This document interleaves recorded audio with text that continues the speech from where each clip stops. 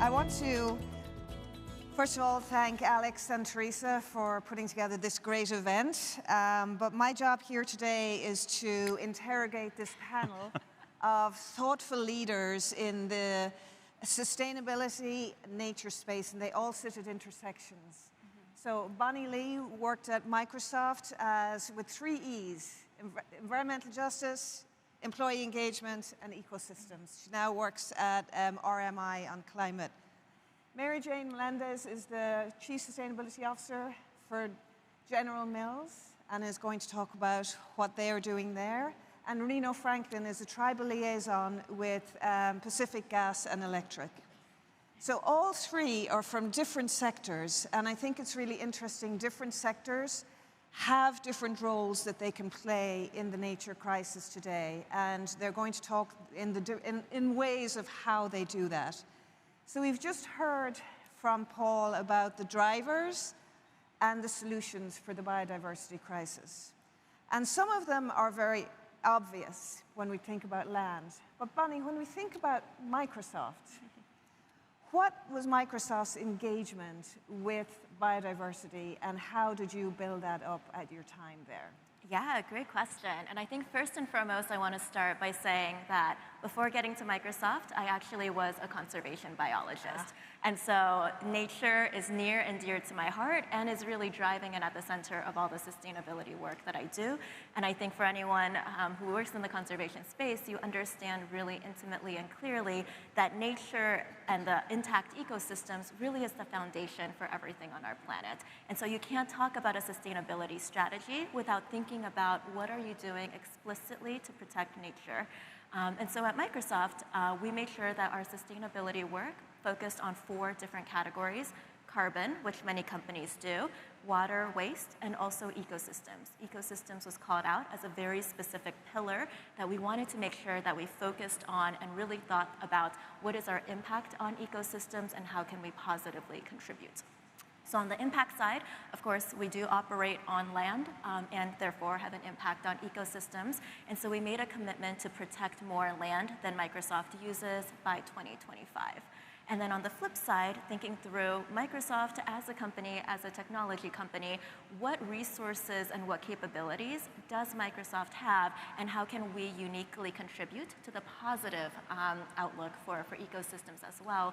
And so we did a number of programs that focused on intersecting technology and data and using them to be able to better make conservation decisions and get to insights and action faster. And so this ranged from our AI for Earth program, a $50 million program to protect and look at how to utilize technology and tools towards conservation as well as other sustainability issues, and then also building out a planetary computer. How can we get the data, geospatial remote sensing, planetary scale data of our planet and of our world into the hands of all scientists and all those who are working on the front lines of being able to better understand the systems they're working in. And so that combination of data and technology together. So that's so interestingly, the technology company uses the product that it's making to deliver those benefits. And General Mills is similar in a different way. You are a land-based organization in many ways. So Mary Jane, tell us how General Mills as an entity is addressing the nature crisis using what it has.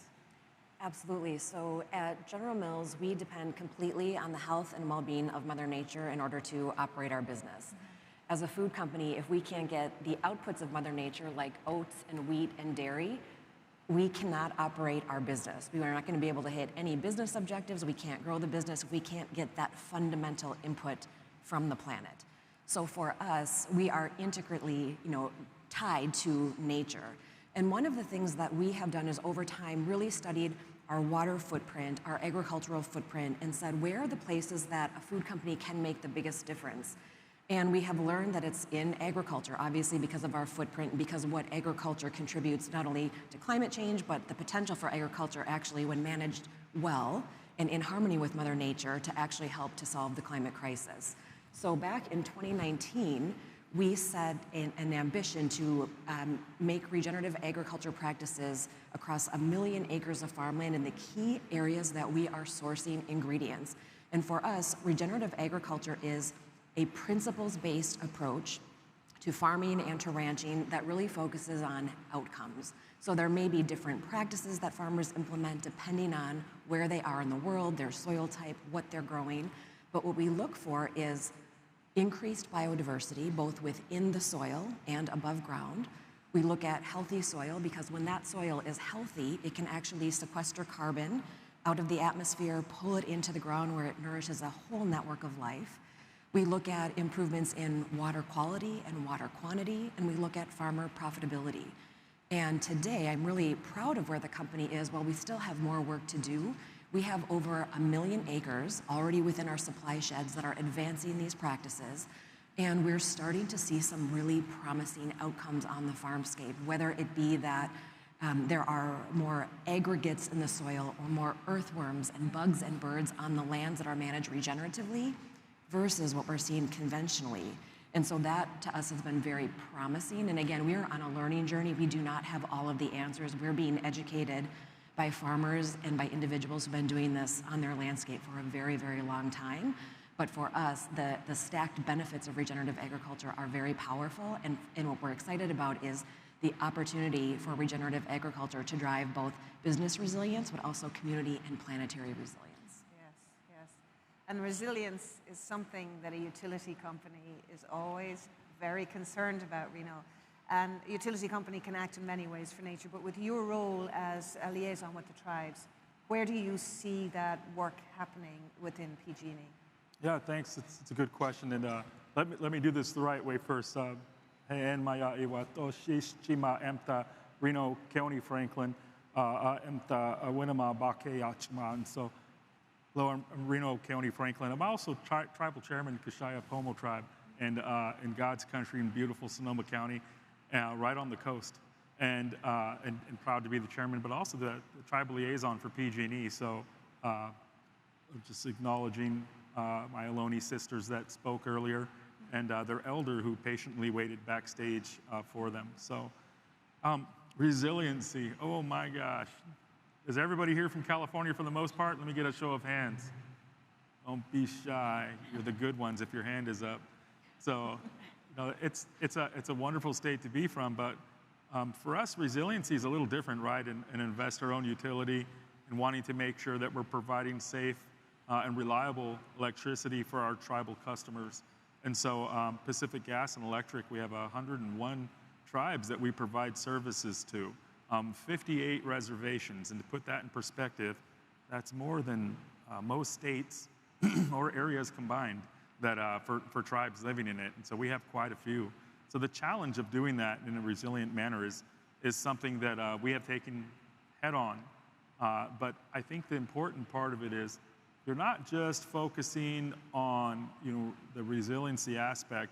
You're talking to tribes and you're asking, what does resilience look like to you?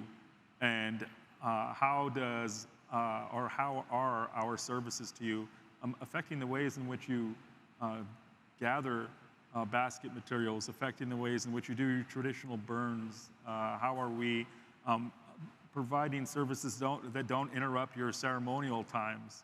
And then how can we be a better community member to you? How can we be a better neighbor to you? And so PG&E, it would be really easy for us to sit there and tell tribes, well, this is how we can do that. This is what we know, and do all this, right? But we took a different approach, and being a tribal chairman myself, and it was important that we went to tribes, presented what we were thinking, but in no way said, this is what we're going to do. And so we managed to do that pretty well. And having Patty Poppy as our amazing CEO, and getting her onto Indian reservations, the first PG&E CEO to come onto an Indian reservation and meet with Indian tribes and Indian tribal governments. And so, really setting that stage, opening that space, making tribes, just kind of offering that olive branch, which I think we all know the world could use a lot more of, by the way, right now. Offering that olive branch and sitting down and really hearing from tribes, letting them run that show for us. So we've done some amazing stuff. We've done some undergrounding. We went and actually talked to tribes outside of a regulatory context for that. And so we didn't want sacred sites damaged, right? Everybody wants to be safe, but not on the backs of tribes. And so we took that extra step of talking to tribal governments and making sure that we were designing out of their cemeteries and out of their sacred sites and their ethnobotanical gathering areas and all of these areas that, you know, make up biodiversity for tribes. And we've been really successful at that. And so, yeah, I think there's a lot of ways in which we can provide services and make sure that, you know, there's a resiliency factor to that. But behind every decision that we make when it comes to how we provide that, we are now providing opportunities to and going out and sitting down and talking to and partnering in many cases too with tribes. Yeah, so I think that's a really key takeaway when we're talking about the nature space is talking, but listening too. And Mary Jane, you talked also about how the wisdom of your farmers has informed a lot of the work that you do. Absolutely. Like I said, you know, we don't own any farms. We source from, you know, big supply shed areas, and the farmers have actually helped educate us on our strategy. We work with an organization called Understanding Ag, and Gabe Brown is an amazing regenerative farmer. And what we have done is, rather than learning within our corporate headquarters, you know, behind a PowerPoint or in a conference room, we've actually been taking our stakeholders and our employees out to regenerative farms to be able to understand the power of nature. And when Mother Nature, when you get out of her way and let nutrient cycles work and water cycles work and the soil regenerate, just the power and the magic within nature that we have so much more to learn from. So we have taken stakeholders, including, you know, employees, our CEO, some of our largest investors and our largest customers, you know, from Wall Street to Redwood Falls, Minnesota, to visit these farms and actually experience the power of regenerative agriculture. And I will tell you, there is nothing like being on a regenerative farm and holding a shovel full of healthy soil that's like chocolate cake, full of earthworms, and it smells good and it's moist. And one of the things that the farmer taught us is the importance of things like, you know, cover crops, keeping the soil covered, almost like a skin protectant, keeping living roots in the ground. And I will never forget one moment when Gabe took a thermometer and he measured the regeneratively managed acre that was full of cover crops and all kinds of life, and the soil temperature was 68 degrees. And then we went over a few feet to bare soil that was not being managed regeneratively, and the soil temperature level was 140 degrees within a few feet of each other. So when we talk about the power of farming and the way that is in harmony with Mother Nature, what that can do for our planet in terms of biodiversity health, planetary health, soil health, farmer and community health, it's exciting and really powerful. I have a lot of hope. Yeah, and I think that's a great example of really what happens with the tribes and that traditional ecological knowledge, which is so important. And Reno, you mentioned when we spoke the first time about that light touch when it comes to recovery after wildfires and things like that, and how PG&E is basically getting out of the way, just like we all should get out of the way and let nature restore itself. Yeah, absolutely. You know, traditional ecological knowledge, in my tribe we call that Kashaya Tawi, and it's a reference to cultural law and the things that we do within our culture. You know, the three pillars of Indian society, culture, language, and environment, kind of all merges together. And one of the things that we've been really successful at with PG&E is as the fires are going through, which is horrible, but during the rebuild process, we've got a good process down for talking with tribes and making sure that we're avoiding cultural sites, avoiding areas of significance to them. And even in the preparation, you know, as we're clearing lines and vegetation around lines, the concept of light hand on the land is something that's super important. And basically, it's a reference to, you know, try to be as responsible as possible in the process of doing that. And so we actually go out with tribal forestry departments and look at our plans and go over it with them to make sure that we're not cutting somebody's favorite acorn tree down, because in Indian country there are sins and there are just flat out felony sins, and you cut down grandma's favorite acorn tree. Yeah, none of us want to do that. So we're taking steps, you know, to make sure to identify, avoid, and practice that concept. Yeah, I think that's great. And I come from a country where we have fairy trees, which designate fairy rings, and the farmers do not touch a fairy tree. You're not allowed to do that because bad luck will come and visit your lands. So, So we've got farmers, we've got certainly traditional knowledge from the tribes, but you found also in Microsoft that employees have something to say about this. Employees can bring something to the conversation as well. Yeah, absolutely. I think when we think about the might of an organization, it's not just the couple of leaders at the top. You have the entire organization, every single one of your people. At Microsoft, that was 200,000 plus people located around the world. And for us to be able to meet our sustainability commitments, it requires not just, again, a couple of commitments made at the top, but really tapping into and building into that grassroots movement across your entire employee base. And I think that's one of the things that are incredibly powerful is as we're talking about how do we tap into the knowledge that exists there already. When you have employees who are in their roles, who are working directly in different locations around the world, you're able to tap into that on-the-ground experience as well.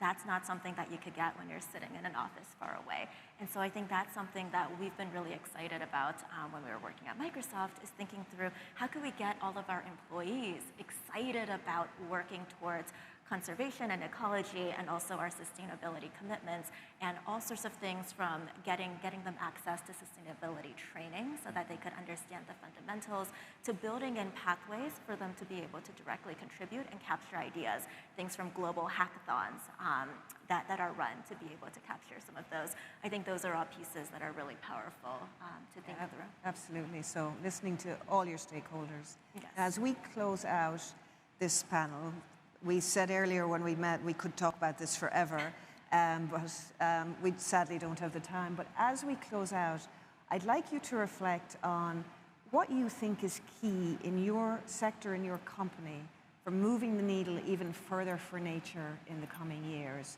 And Reno, I'm going to start with you. What is key in your role and PG&E? Patience. Just joking. No, I'm not really joking, actually, serious. But you know, people are afraid to talk to or about or with what they don't understand.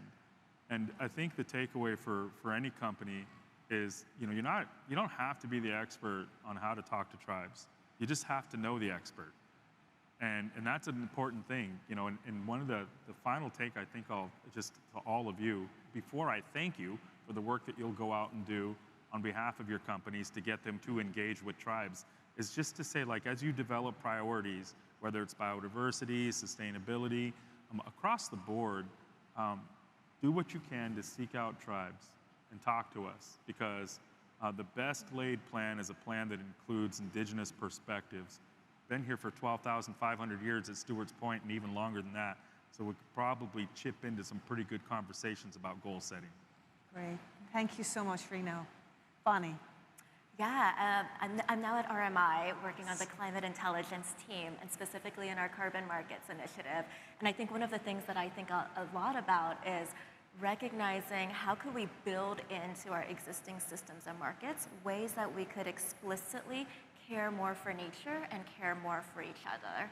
One of the things our team is doing now is thinking about how can we build in equity and justice criteria and scoring directly into carbon credits, and similarly, how do we build in biodiversity impacts directly into carbon credits?